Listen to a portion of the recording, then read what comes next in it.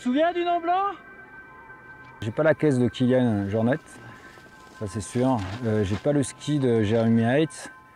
J'ai pas les bras d'Adamondra et j'essaye juste de faire ce que je sais faire, quoi. Je fais la montagne comme je la sens, comme je la pense, comme j'ai pu l'apprendre. Culette. Et ben voilà. Pour lui, c'est pas normal de faire ce qu'il fait, mais ça fait partie des choses complètement possibles pour lui. Tu vas pas te lancer dans une pente comme ça du jour au lendemain, sans préparation, sans avoir analysé en amont, définir si tu as vraiment le niveau fait pour ça. Paul, il a tellement combiné de l'alpinisme avec du ski de pente raide, il l'a tellement répété, il est tellement fréquemment dans ce terrain que son regard, il est affûté à lire les conditions, à lire la montagne. Son référentiel en fait de niveau de base, il est bien au-dessus du niveau de base de la plupart des gens. Paul, il a une telle condition physique qu'il est capable de rester lucide sur l'enchaînement de ses objectifs. Et effectivement, cette capacité à être maître, entre guillemets, de sa vitesse, ça lui procure une certaine marge de sécurité. Quand tu es en montagne, dans ce domaine-là, que tu sois en compétition, dans l'exploration, dans la créativité, tu as quand même une notion d'engagement que tu dois prendre en compte. Et après, c'est à toi de choisir ton propre engagement, en fait, selon tes envies et aussi ce que tu as effectué avant en termes d'étapes pour arriver à ce niveau-là. Ouais, clé de la connexion. Ouais. Du coup, ça remonte d'un cran le niveau là.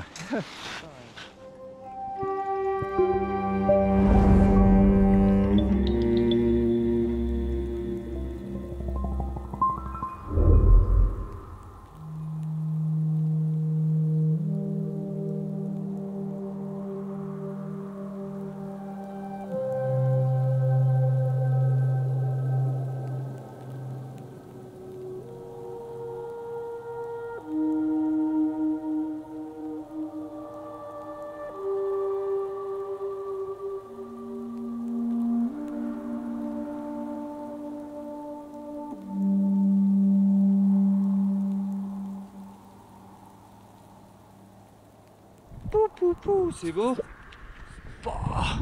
C'est super beau.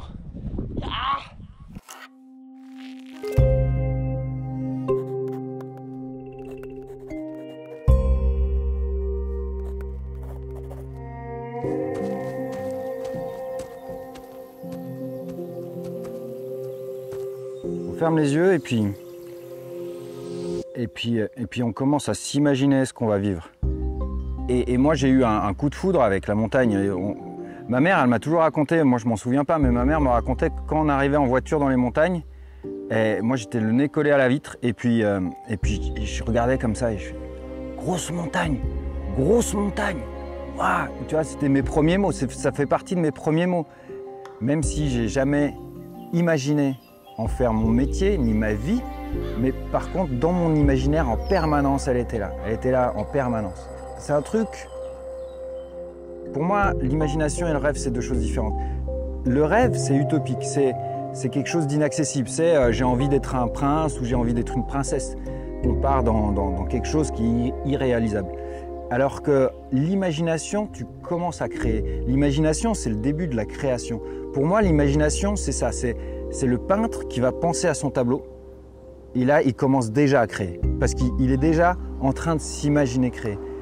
Et ça, c'est un truc qui m'a eu, quoi. Parce que comme j'étais tout le temps en train de m'imaginer en montagne, je m'y suis mis, quoi. Cédric Sapin-Defour, un auteur, il a écrit un truc là récemment. Il a dit, en fait, on apprend la neige quand on est gosse, quand on commence à jouer avec. Et c'est ça, tu commences à apprendre la neige en faisant des boules de neige. Tu commences à apprendre la neige en la regardant tomber. Eh ben, moi, je me souviens très bien. J'étais là, et je prenais la météo déjà, mais dès 8 ou 9 ans, quoi. J'étais là, je regardais le JT, je me souviens très bien, quand fin novembre, début décembre, je regardais le JT le soir, en regardant, putain, je regardais les températures, je regardais s'il y avait des nuages qui arrivaient, puis le matin, je me réveillais, j'essayais de sentir, parce que la neige, quand elle arrive, il y a une odeur. Et j'étais là, je regardais le ciel, je disais, putain, est-ce qu'elle va tomber aujourd'hui ou est-ce qu'elle va pas tomber ? Et je me souviens, parce que souvent, elle tombait la nuit, parce qu'il faisait plus froid. Et puis là, je réveillais toute la baraque, quoi. J'allais voir les parents, j'allais voir mon frère, mes frères, ma sœur. Puis je leur disais, putain, il a neigé, quoi, il a neigé. C'était un truc fabuleux, quoi. Et je pense que ça m'a guidé un peu vers la montagne.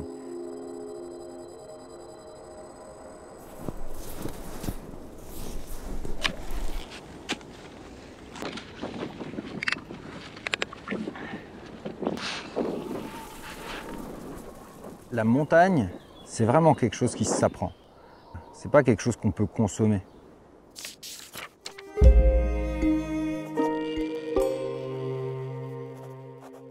On est dans un truc très compliqué là. On est dans une société où on zappe.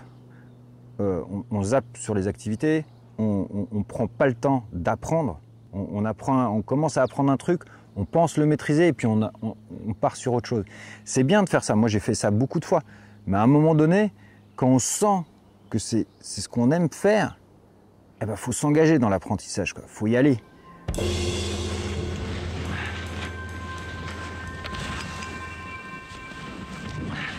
En parallèle de ça, il y a mon autre grand frère, Bob, qui lui était batteur. Voilà, à partir de 7-8 ans, il a commencé à taper sur les casseroles.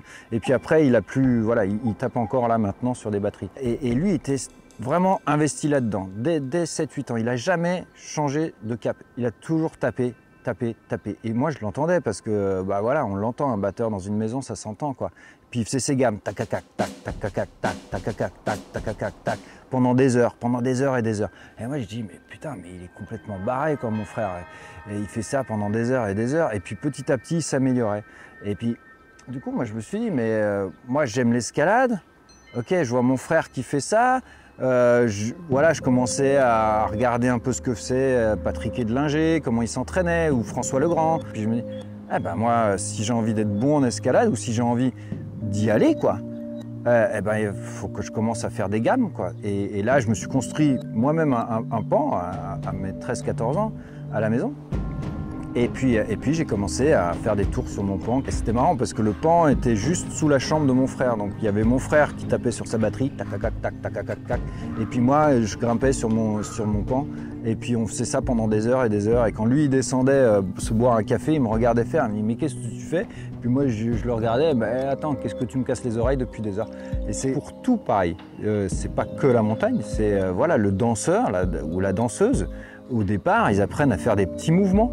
Et puis petit à petit, ils font des mouvements de plus en plus extraordinaires. Et à la fin, ils ont une maîtrise de leur corps qui est fabuleuse. Et la montagne, c'est pareil. Sauf qu'il faut connaître son corps et puis il faut connaître aussi la montagne. Donc c'est quelque chose un peu peut-être plus complexe. Ou en tout cas, il faut l'appréhender d'une autre façon. C'est pas forcément plus complexe. C'est qu'il n'y a pas que le corps en mouvement, il y a aussi le corps en mouvement dans un espace. Et c'est ça qui s'apprend.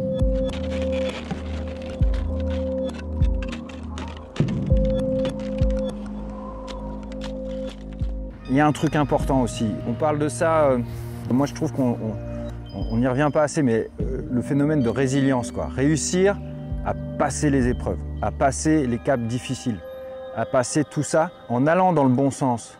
Moi je me souviens très bien, c'était la femme d'un client, une phrase, elle avait perdu son fils, ou je sais pas, elle avait perdu beaucoup de gens en montagne, et elle me disait, mais moi j'en veux à la montagne. Moi, à la montagne, j'irai jamais parce que je la hais. Voilà, elle avait de la haine parce que pour elle, c'était la montagne qui lui avait pris ses proches. Et moi, je l'ai senti ça. Au décès de mon frère, je l'ai senti. J'ai senti cette haine de la montagne que j'ai pu avoir à ce moment-là. Et petit à petit, en fait, on en revient toujours au même. C'est toujours, pour moi, c'est toujours la même chose. C'est, ok, est-ce que c'est vrai ça? Est-ce que c'est vraiment la montagne qui m'a pris mes proches? Et le seul moyen de le savoir, c'est d'y aller. Si tu n'y vas pas, si tu ne l'apprends pas, tu ne peux pas comprendre. Tu ne peux pas comprendre ce qui, eux, les fait vibrer en allant là-haut. Tu ne peux pas comprendre comment toi, tu peux avancer avec ça. Si on en revient à mon projet des 10 lignes, il y a un paquet de gens qui disent « mais ça, c'est pas du ski ». Voilà, ils rejettent. Mais est-ce qu'ils en ont fait? Est-ce qu'ils ont été sur ces pentes avec leur ski? Est-ce qu'ils ont essayé d'ouvrir même un petit bout de machin, de truc dans leur coin pour voir ce que ça fait, quoi, d'être là, au milieu de ces montagnes, en train d'essayer d'ouvrir, voilà, de ressentir, bah voilà, il n'y a personne qui a été poser les skis. Yes, mon Vivian! Super! Dément! Ah ouais, trop cool! Super! Et on est bien content! On est content, regardez, monstre content d'avoir fait ça. Et ouais, ça passe à ski. Ouais.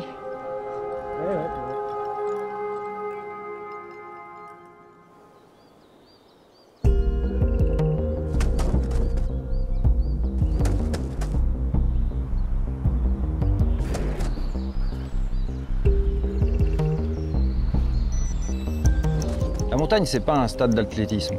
C'est pas un stade. La montagne, c'est quelque chose de mobile. C'est quelque chose qui évolue. C'est quelque chose qui va chablater le corps, quoi. Ça va te chambouler le corps. Parce que quand tu vas en altitude, etc., il va se passer des choses dans ton corps que tu n'as pas sur un stade.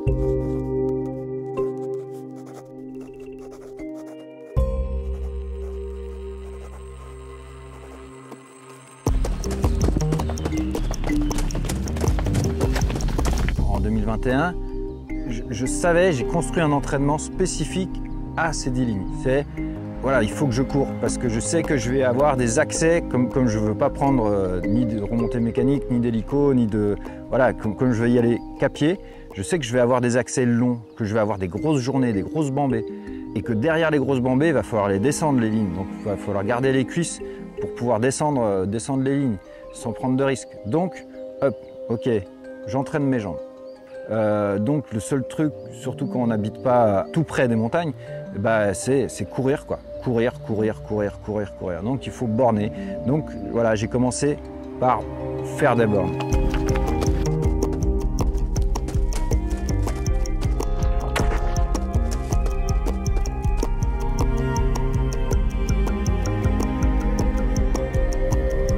Et après, je savais que j'allais avoir des passages mixtes parce que les lignes que j'imaginais, je savais déjà que bon, il allait peut-être y avoir de la grimpe.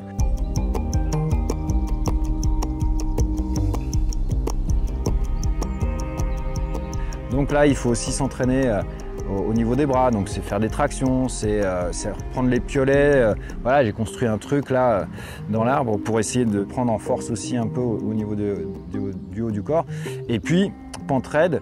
Il fallait être prêt dès le départ, donc je me suis construit un petit pan comme Vivian Bruchet et je faisais aussi ça. Donc voilà, l'entraînement permet de concrétiser ce qu'on imagine.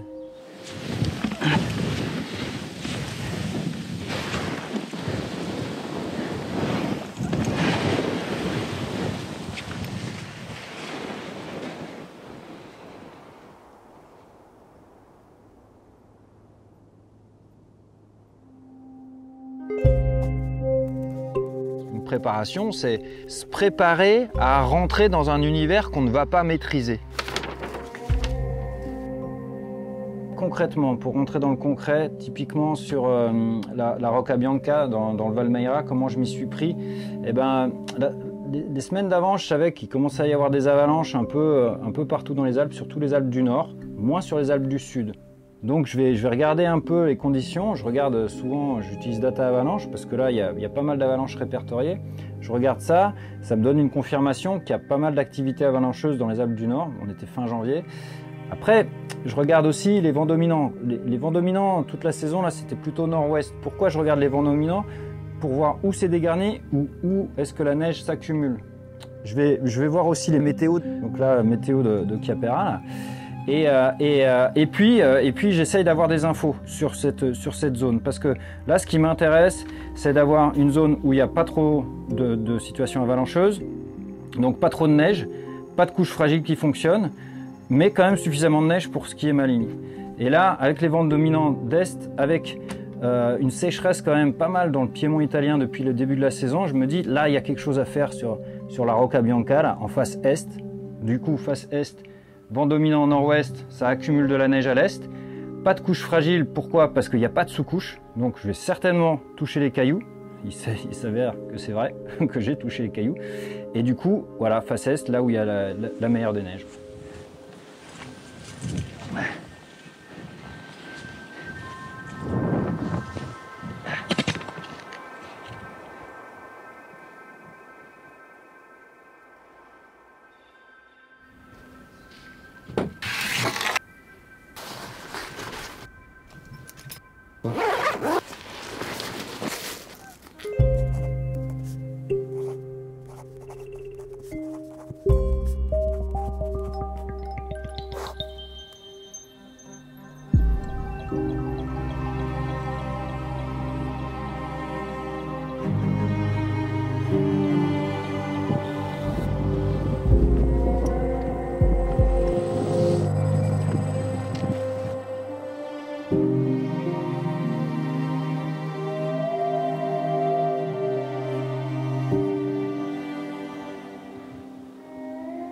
toujours eu cette envie d'essayer un peu de changer le monde, quoi.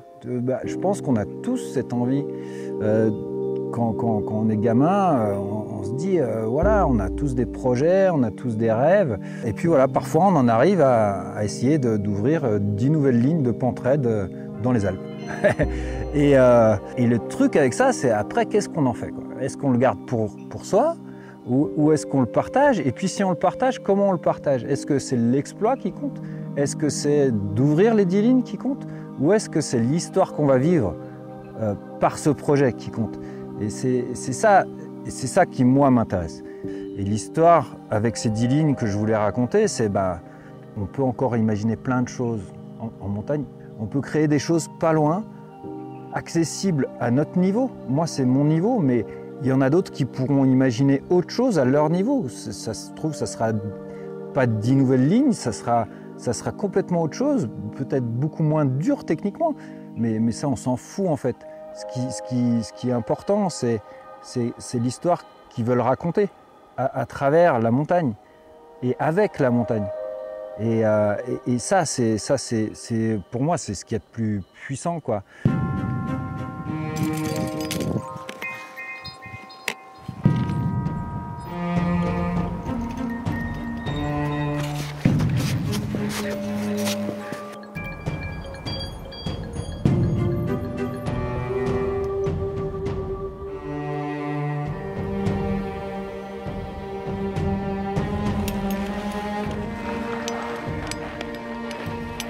La curiosité, pour moi, en fait, au-delà de la montagne, je me dis, putain, là je suis là, là j'en ai les larmes aux yeux, mais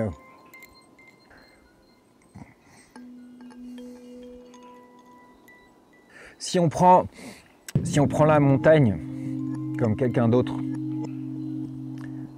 eh ben, on apprend tout. Ça veut dire que on apprend à la respecter, on apprend à la comprendre, on apprend à se mettre à sa place. Et moi, je trouve que ce qui me fait avancer dans la vie depuis que je suis gosse, c'est je me dis, putain, on est tous sur une même planète et on a du mal à vivre ensemble. Et quand je me retrouve en montagne, je me dis, putain, mais on a tout, quoi. On a toutes les clés pour comprendre ça. On a toutes les clés pour avancer ensemble. Parce que justement, on est confronté à la réalité. On peut pas mentir, parce que dès lors qu'on ment en montagne, on va se tuer. Il y en a tellement qui meurent là-haut parce qu'ils y vont pour des mauvaises raisons, parce qu'ils y vont pour se prouver des choses, parce qu'ils y vont parce qu'ils sont en colère. Il y a une raison pour laquelle les gens y restent là-haut. Et je me suis interdit ça. Je me suis interdit ça parce que je me suis dit qu'il y avait autre chose à faire avec ça. Il y avait autre chose à faire avec cette montagne, avec ce support, avec cette nature, et qu'on pouvait donner autre chose. Quand je repense à ce projet des 10 lignes, c'est ça, c'est la montagne joyeuse, c'est la montagne qui te pousse vers l'avant.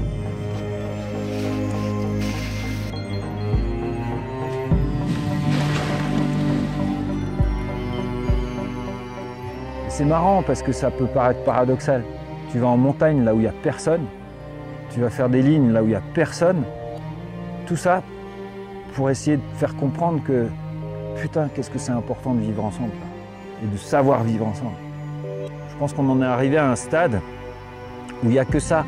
Il n'y a que cette montagne ou la mer ou les déserts. Il n'y a que ces lieux-là où il n'y a plus personne qui peuvent encore nous faire comprendre à quel point c'est important d'être ensemble. Le projet des 10 inconnus, des 10 X, c'est terminé aujourd'hui avec Vivian. Waouh, énorme.